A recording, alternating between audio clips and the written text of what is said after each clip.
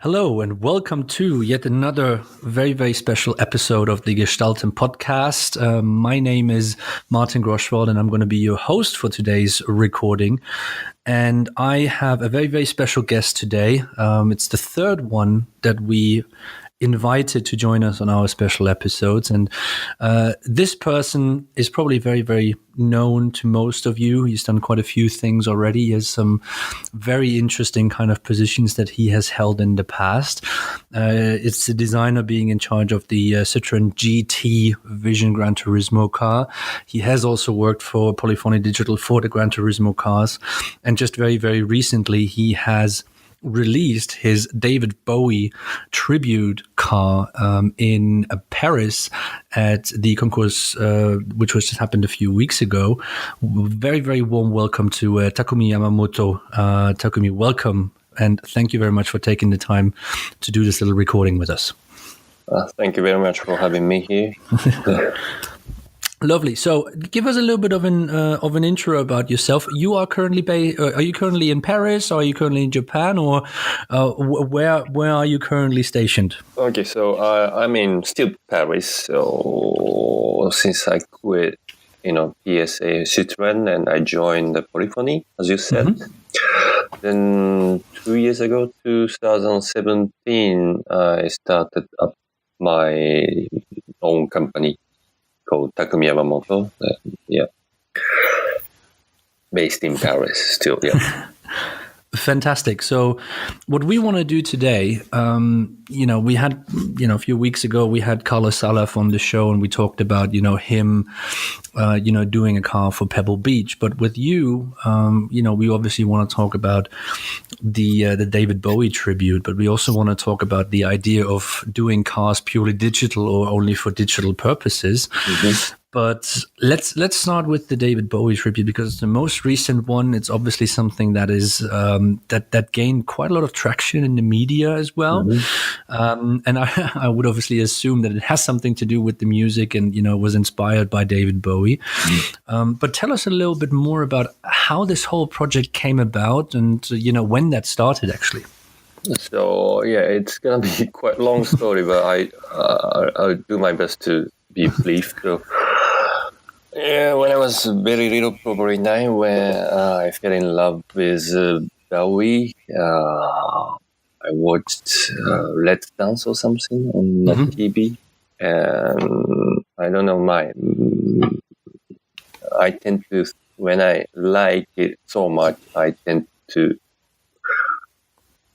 want to do something with it. So since I fell in love with him, I wanted to collaborate with him, but I wasn't a musician. I've never played any music instrument, so I was wondering how. And when I was like the age of 24, I came up with the idea to collaborate with him with my talent, which is designing cars.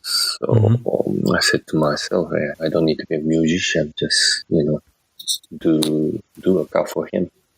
So it was 20 years ago when I came up with the idea.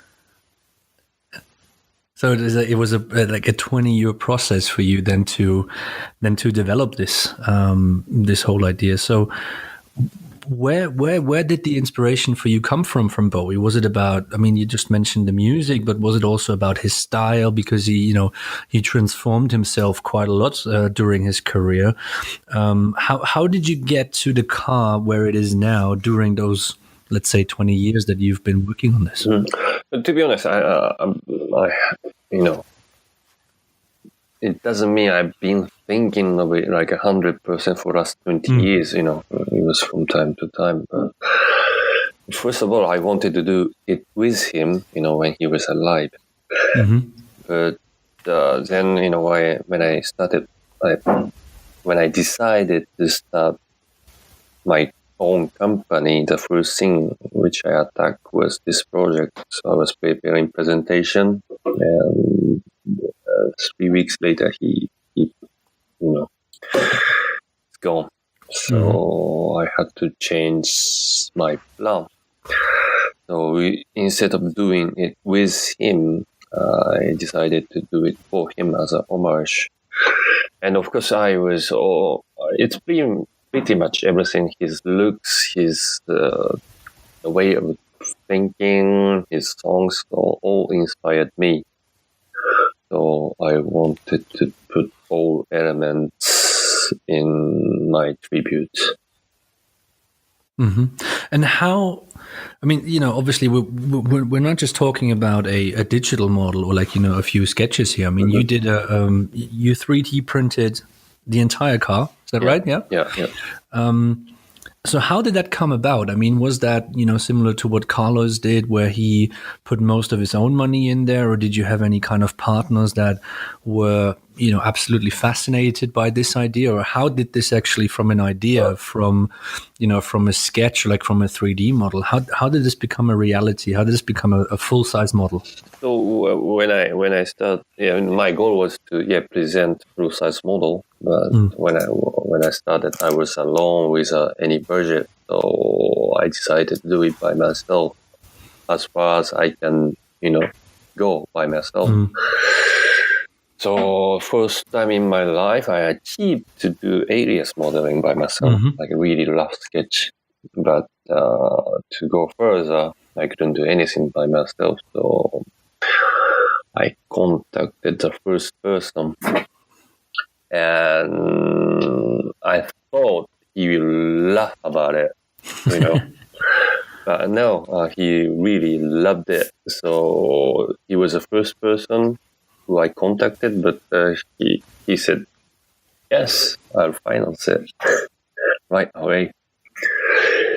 But unfortunately, he got some reasons, so he pulled out from the project. But the good news is he put a CEO modeler for this project who stayed with me, even that person left the project.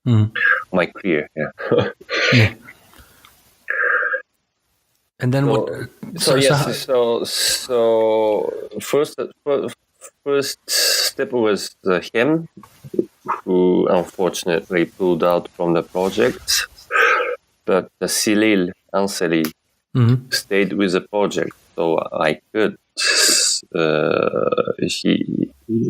He stayed with me as a volunteer, so I couldn't pay him. So he stayed.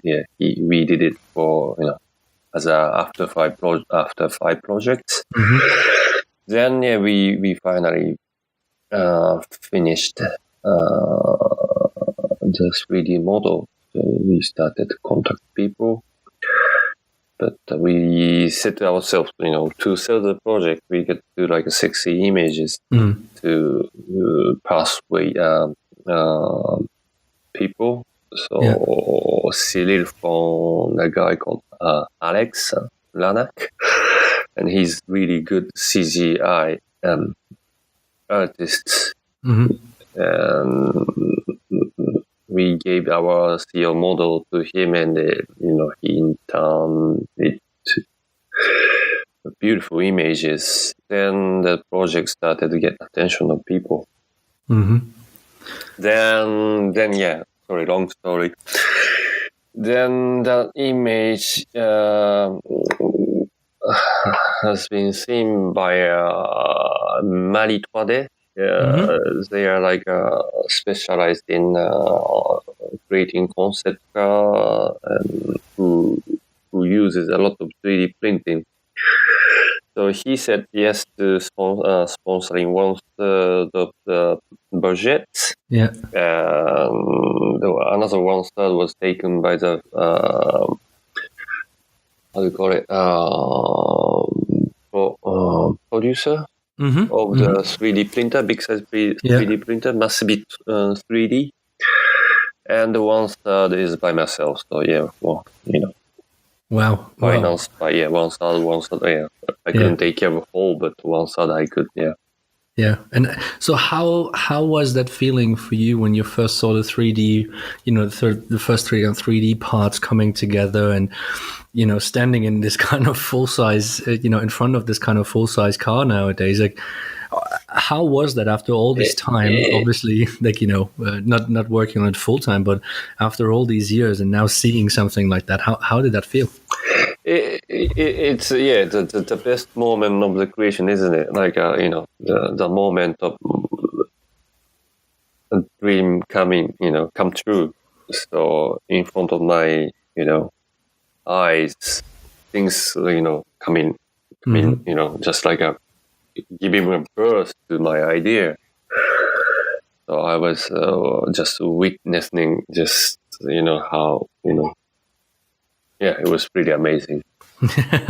I can imagine, and I mean, how did it work out that you were able to present it in Paris? I mean, this was a concept car show where usually, like, it's, let's say, like, it's a very kind of selective. It's almost like Pebble Beach in that sense as well. So yeah, it was kind of it's kind of egg first or chicken first, but actually, I think it was before we found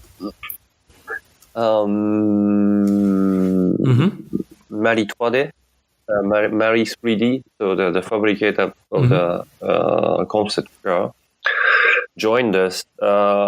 We've been contacted by them, Festival Automobile Internationale. They saw our images and some article on the magazine, and they were really enthusiastic about our project, and they offered us a place to present. So we kind of like maybe the first individual who presented the full size model there, and then we probably were the first one to be invited to do that. Yeah.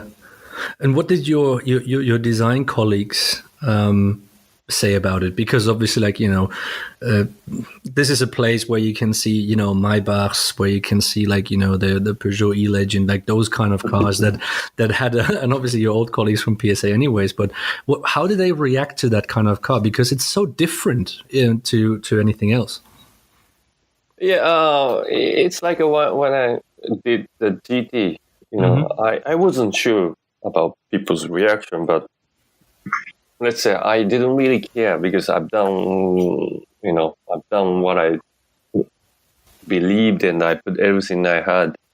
But the people's reaction was pretty well. And at this time as well, I was like, first of all, I thought people will laugh about it, expressing David Bowie as a car and like so I thought people won't get it, but most of people got it, immediately. And of course, some people don't get it, but most of people got it, and they kind of really fell in love with it. Yeah. So what's the next step for you then? Of course, you have your own design consultancy. I know you're doing all different kinds of stuff. So is this going to be taken any further? Will there be like, a Bowie car number 2, or what is the plan? Portrait of Bowie, this project is like, the sunflower for Van Gogh. He repeatedly, he repeated the same subject for a long time. And I think that David Bowie is like that for me. So the first one was done, but there are so many ideas I couldn't put this time. So yeah, if time and everything allows, I love to continue doing this. And at the same time, the main purpose of I started up my company is to build one of cars. Not mass production, but keep creating one of cars. So yeah, so this project will be It will give a big. it will stay a one-off in that kind of sense. You will say like, Yeah. cool. Yeah. I mean, from what I find fascinating about this, because like, you know, if you, we will put the links in the show notes and stuff like that as well. But if you compare the David Bowie car to all the other cars that were there, it was actually something that had this, you know, let's say a more Parisian, artist touch in there, whereas the other ones were still fundamentally cars. How do you see nowadays, let's say the art or the craft of car design? I mean, you mentioned, your company was made for doing one-off cars. Do you actually still see the car design as an art, or do you see car design as a styling tool nowadays? Because yours is just kind of, it's something on wheels, but in the end, this is really a piece of art what you did over there, and how do you see it developing? Because there must be a reason why you're not going back into the normal car industry. Yeah, so it's always like that. The mainstream goes to like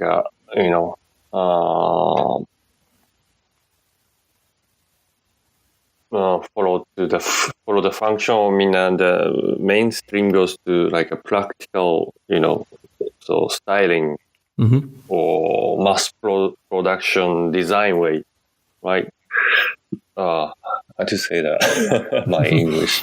Yeah, that's fine. So it's obviously like, the more cars you want to produce, let's say, the more difficult it will be to make them rather. Yeah. So obviously, what I'm doing is different from what automotive brands are doing, and that's one of the reasons I quit industry. I changed the industry, and I went to game industry, and I tried to start something, then message from the other side, but still as a car designer, change the field. And now I'm doing the same thing with my own company, and both are fine. It's not like a wrong or right.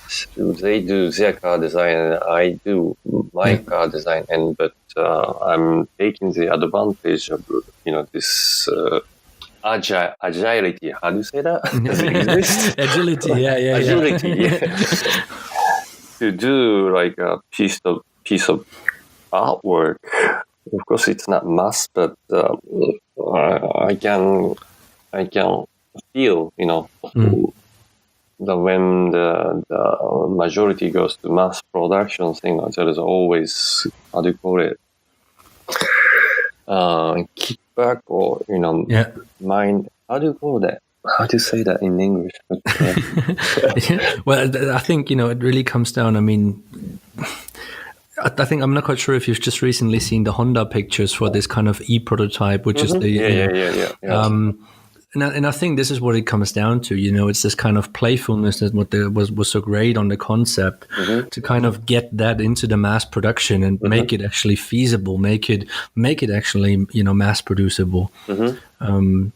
Is oftentimes the problem, because if you are a company such as Honda, also as PSA, I mean, I think the E-Legend is another good example for that, to get this kind of simplicity retro style exactly into production is always the problem, isn't it? Like, it's our job, isn't it? So if there is no constraint, it's just a nut, but we deal with it. That's what our job. So it's a part of the game. So yeah, I don't blame for that. I don't find it as a problem. It's more like where we show our ability, isn't it? So with our experience, we can, nail something which looks still great, even in the production. That's our skill, I think.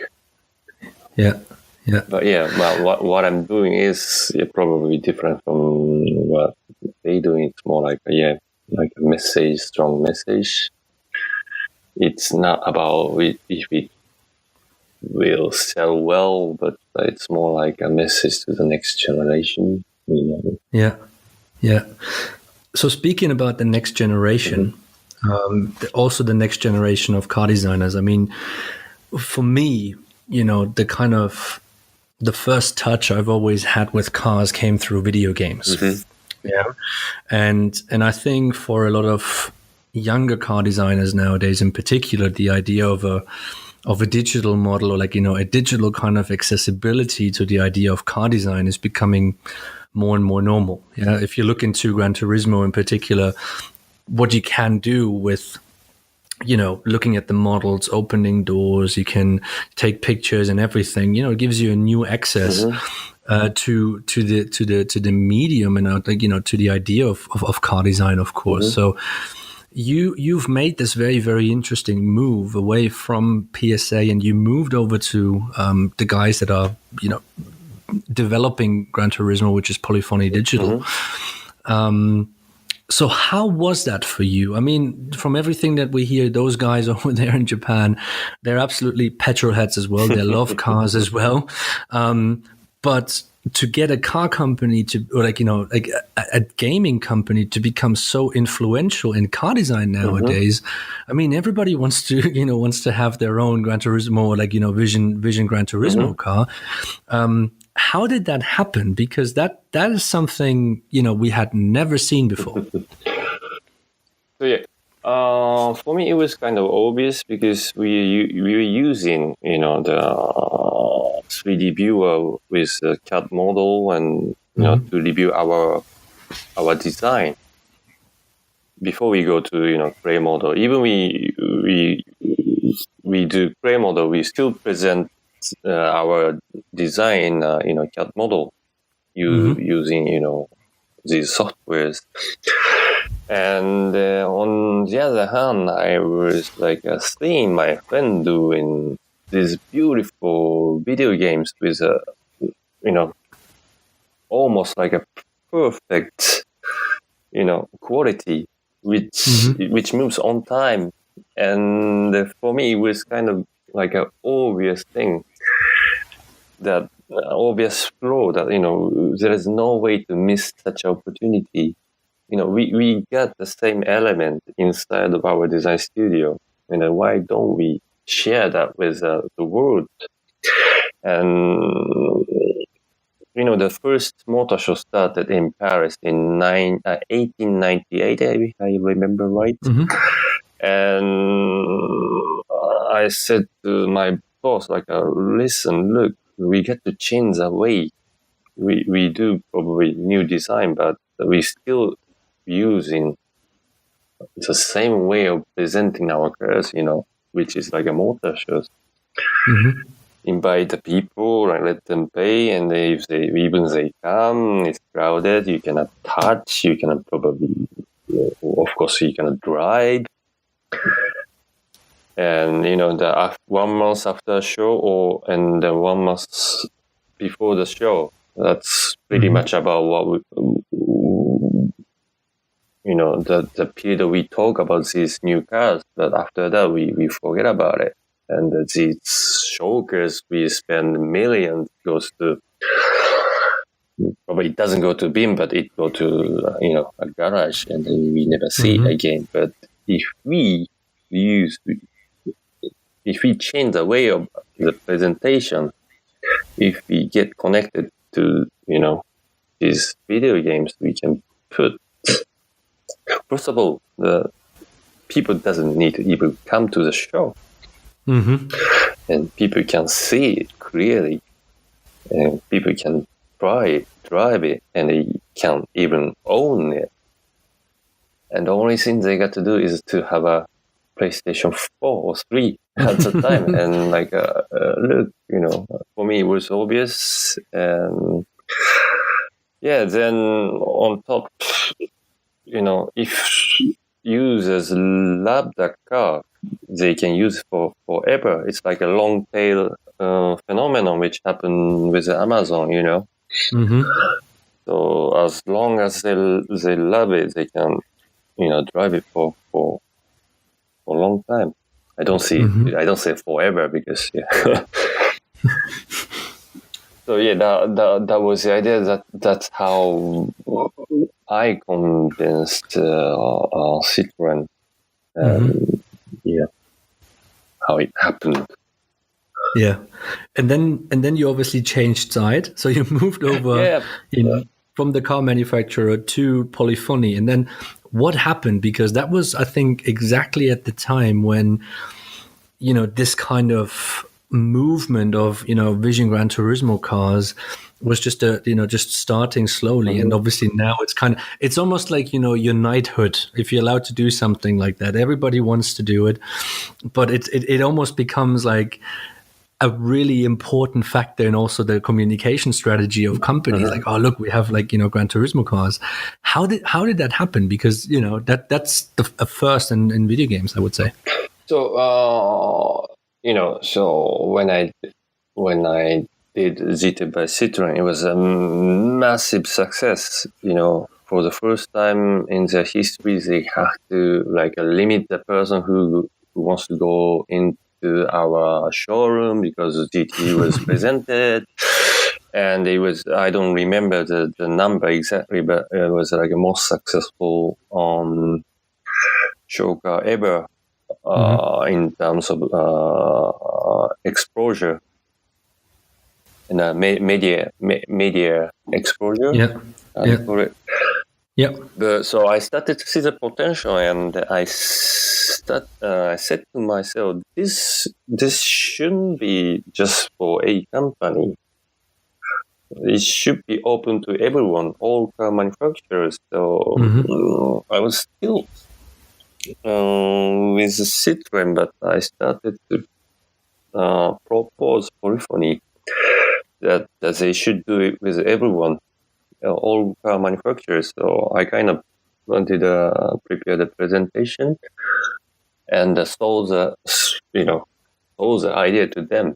And instead of them buying the idea, they employed me. So that was kind of the beginning, and the things evolved, and I was involved in other projects, so I couldn't really follow the project, but that I think that became Vision Gran Turismo projects. That's incredible. I mean, how would you say, with this project in particular? I mean, we've seen someone like Tata doing a car for Forza Motorsport as well. We've seen that definitely kick off. If you look from your outside position now, especially for one-offs, I mean, you can use Assetto Corsa, model your car and pretty much bring it into the game, and everybody can do that with that sense. How do you see, and we were talking about this in a little bit of preparation to this recording. We now have this kind of crypto motors company, team, whatever you want to call it, here in Munich, which is a purely digital car that you can buy, which is exactly for that reason, where you can say like, oh, I'm going to going to get this car built, or I'm going to just have it in a video game and stuff like that. How do you see this kind of interaction of an easy access, also a cheap kind of opportunity to get your own car, and also this kind of coach building one-offs that you're doing at the moment, help of course you, because you could technically say like, look, this is your car in a video game right away, just to show it to someone that they want to see it. But how do you also think it might help the car industry to use those kind of tools nowadays to maybe attract new people, like new potential car designers? It's a quite broad and deep question. So of course, for it will really lower the wall for the users to join or get the feeling of designing car, and join the creative side of car design. That's for sure for users. And for manufacturers, probably, of course, for what I propose, it's like the way to it was a new medium to send our message, which was a magazine or TV or motor shows, and now I propose the video game. And yeah, so it was my basic original idea is to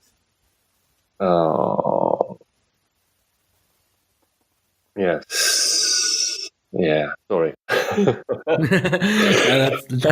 That's fine. So then let me rephrase that a little bit. Go into a different kind of direction. We see the video games. We see much more kind of virtual reality taking over, of course, of the car industry, also with the consumers nowadays. What is the next step for you? Where do you see car design, transportation design going in the next few years? What is your personal kind of vision of transportation? Another deep question. And of course, obviously, the main issue we're facing now is autonomous vehicle. And the autonomous vehicle will give us much more freedom to, so for instance, you don't need to do, when you don't want, you don't need to do anything. So, for instance, you can wear your VR glasses and, change your car as you want. So it's like kind of avatar. You are sitting in a box, but you can feel like you riding in your favorite supercar, hypercar, whatever you call, or maybe something he designed. So there is that possibility, so there will be no clear border between virtual and real, which is happening everywhere, So that's kind of the potential I see. And another way is, you don't need to come to reality. You can stay in the virtual world, of course. So I don't know what happened to the Second Life and stuff, but there can be a company which provides a car design for this world. Probably it exists, like the company you mentioned, but that's another way. Yeah. So you being Japanese, living in Europe for quite a long time already. 20 years. Time flies. Time flies. So understanding all these different kind of cultures, we currently have a very Asian influence in Europe, of course, with the Chinese manufacturers or the Chinese money coming in. Do you think that the world of design will change because of this kind of new Eastern influence? Because obviously it was very Western back in the day, and still currently, but with all these companies such as Byte and Neo, new Asian money coming in. Do you think that this will push, for example, this idea of one-offs, or do you think it will push more competing with the Europeans? Or do you think it will push it into a completely different kind of direction because they don't have this kind of heritage? I think, funny enough, as they don't get a heritage, it seems to me they tend to, I wouldn't say copy, but emulate Eastern car design. So I was expecting something really, out of box or something really new, but they tend to follow existing car design language, I think. Am I answering your question?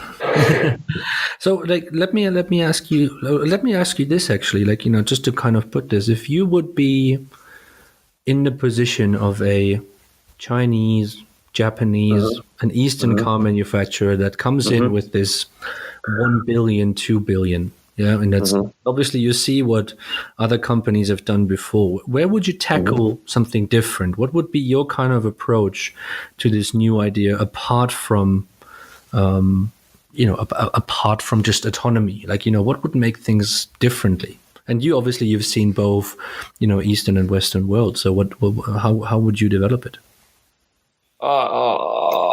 If I get that chance, I will